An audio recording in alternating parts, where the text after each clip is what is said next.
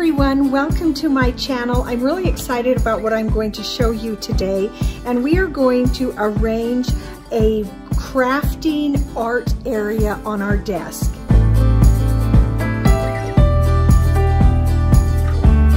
I've used so many different things, and I have really liked this old sort of desk calendar, and I used to be able to buy these at our local office supply, and these are old expired calendars, and so they were selling them for $1 for these, and so that was a good price. They no longer have them, and they told me that they wouldn't be doing that anymore. So I've got to figure out a new plan, because this one, I'm on my last page, and so I'm not going to be able to get these. So I did find some ideas watching YouTube, and there's an idea that several people use that I wanted to share with you today.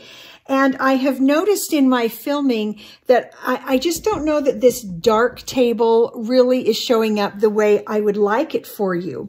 So the first thing I'm going to do, this is a nice table. I don't want to paint over it. So I'm going to get this out of the way. And I'm going to bring in a big, huge paper thing that actually I used for school on an easel. So that creates more of a white area that actually is better for filming. And it is paper, so I could do what I was doing before with tearing a page off, but these are a lot more expensive. And so I don't want to keep replacing these, so I need something that I can just wipe off and reuse. So I'm putting this down as a barrier, and just to create a lighter, more easy to watch and film space. Okay, so now here's the idea. I went to IKEA and I was looking for this desk mat, and let's see what the size is. I could not find it at my IKEA, and I've looked a few different times. So this one is roughly 18 by 25.5. And that's a really good size for a work area. And so I really liked that. So IKEA didn't have this mat, and so I actually had to order it online. And the mat itself is like $4.80 or something like that. The price is really inexpensive. And so ordering it online and with shipping, it came out to right around $8. And so, but I felt like that was still a good price and worth it for a really good quality mat that should hold up really well. So there's a smooth side to the mat, and there's a rough side, and that rough side is somewhat self-healing and has some texture, so that's what I want to use. And then I'll show you a little later what I'm going to do if I don't want texture. So if I'm writing or making a card or something, and I don't want the texture, so we'll talk about that later. But I wanted this to be pretty, and so I've seen several ideas online about that. So this is my version of it. I picked out of my stash an assortment of fabrics that I really like that I'm going to test under this mat. Now, I did have some fat quarters, but I'm going to show you why I had to rule out every one of my fat quarters, because no matter which way it's cut, whether it's a regular quarter or a fat quarter, it just is not big enough to cover that mat. And so that ruled out fat quarters for this project. So of course I'll save my fat quarters for other projects. Okay, so I'm just going to put that one away, and then I'll show you what are my choices from the fabric that I have right now in my stash, because I didn't want to go out and buy other fabric. So here are my choices. And so what I'm going to do is just put them under the mat so I can look at them and get an idea of which one I would like best under that mat. The yellow I feel is a little too bright. So I'm looking, and I want calm. I think that might be a little too bright and distracting. So we're looking between the green. You know, I actually like both of those. And I don't know if you can see them very well on camera, but I really like this one. Okay, so I'm going to put the others to the side, and now I'm going to get this fabric ready so that we can go ahead and get it down on our mat. So I'm going to show you in order to make it fit, I'm going to have to open it up completely, and that width is just barely enough. And so that's fine, that's what I need. So I have my ironing board right here. And let me just show you a little tip about steam irons. If it's been a while since you have used your steam iron, it can actually get a little bit of dark water inside, and you can't see it from the outside, but there might be even a little bit of rust. A rust-looking water that comes out. So before you use it, if you haven't used your steam iron in a while, then you're going to turn on your steam setting and turn your iron up to high. Put it on an old towel and then just push that steam through. And then what it'll do, it'll push water through every one of those little ports in your iron and get out any of the discolored water.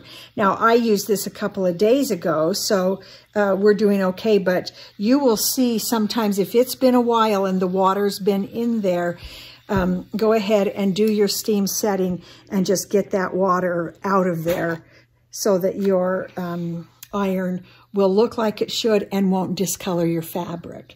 So that's just a little tip about using your iron. So I'm going to go ahead and iron my fabric that I'm going to use for the bottom of my mat. Now, you can also use wrapping paper. You could use scrapbook paper. I want this to be pretty durable, and I really want it to easily slide on my desk when I need it to. So I am going to use fabric, and mostly because I just really like it. And sometimes it's just fun to go shopping for fabric and find some things that you really like that you're going to surround yourself with and make it cheerful and good for your positive mental health to have pretty and cheerful things around you. That's just a great idea. But of course, you can find a lot of really beautiful wrapping paper, and you could go that way too, of course. Okay, so now that that's done, we're setting that to the side, and we're going to move away my ironing board. All right, so our next job then, we are going to flip this mat over to the smooth side. And I am going to use my tape runner. Now, this tape will come off if I use certain solvents on it. But what I'm going to do now is just use my tape runner and just go right around the outside of this mat. Okay, and just as a little tip, as you're doing this, hold your tape runner kind of low, close to your surface, and it will actually perform better than if you tip it up. So if you're tipping it up off of if this is your surface, it doesn't lay down as well as if you keep it kind of low, especially on a surface like this that is pretty smooth. Then sometimes it's hard to get that tape runner, that tape to actually stick down. And you can see I'm going through and just kind of using my finger to make sure it's down and doing well. Now here's something I'm noticing with this mat is that I can go along these bottom edges really pretty well. So it must be that there is a little bit of a texture going that direction. Whereas on the sides, I'm really having trouble getting that tape runner down. And so what I'm going to do with that then is I'm going to go ahead and get regular double-sided tape. Because remember, we can always solve our problems. I'm going to go grab some double-sided tape and we're going to continue with the sides using that. So I'm going to use this Scotch permanent double-sided tape. And super easy to use. And then I can just lay it along that side. And you can see that it's quite sticky. So if you're using a tape runner, which you could, you're just going to have to experiment a little bit, because sometimes tape runners need a little bit of extra finagling on a smooth surface. So that's why I'm using this double-sided. And corners tend to be a place where you have pull-ups. So I'm going to really make sure those corners have good tape in there. I'm going to bring my fabric and I'm going to put good side down. I'm going to keep this edge lined up here because I've got a good selvage edge, and that is excellent for lining up. And then I'm going to lay this side down, and I'm going to just work from that selvage edge that I've established. I'm going to go ahead and work across my fabric now, laying down and kind of lining up and making it just really lay flat. I'm going to open up and just come back through, and I am going to do a quick line of tape right down the middle because I want that to hold down just a little better.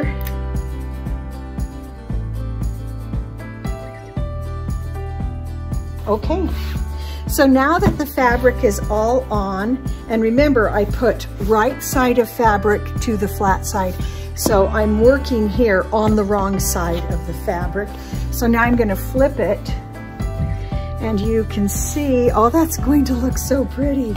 So what I'm going to do now is just take my good fabric scissors and I'm going to use the edge of that mat, and I am just going to cut right around there.